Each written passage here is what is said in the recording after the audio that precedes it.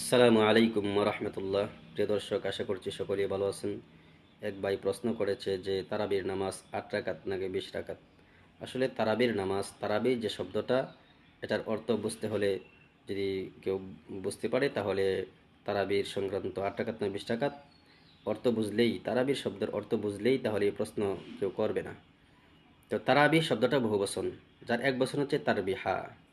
অর্থাৎ রমজান মাসে প্রতি ৪ রাকাতের পরে, এশারের পরে যখন আমরা তারাবির নামাজ শুরু করি, তখন প্রতি ৪ রাকাতের পরে একবার আরাম করা হয়। তো ৮ রাকাত নামাজ পড়লে ৪ রাকাতের পরে যেহেতু একবার আরাম করা হয়, ৮ রাকাত নামাজ পড়লে তো একবার আরাম করা হবে। তো একবার আরাম করা হলে তখন এটাকে বলা যায় যে তারবিহা। আর তারাবি হচ্ছে বহুবচন, ৩-এর অধিকবার আরাম করলে তখন এটাকে তারাবিহ বলা যায়। যেহেতু ২০ রাকাত নামাজ পড়লে ৩-এর অধিকবার আরাম করা হয়, তো এটাকে তারাবিহ বলে। আর যারা ৮ রাকাত নামাজ পড়ে তারা তারাবিহ বলতে পারবে না, কারণ তারবিহা বলতে পারবে, এক বচন বলতে পারবে, যেহেতু একবার আরাম করা হয়। তো আশা করছি সকলেই বুঝতে পারছেন। ফতোয়ার কিতাব ফতুল বারি ৪ নম্বর খণ্ডের ৩৮২ নম্বর পৃষ্ঠার মধ্যে উল্লেখিত আছে।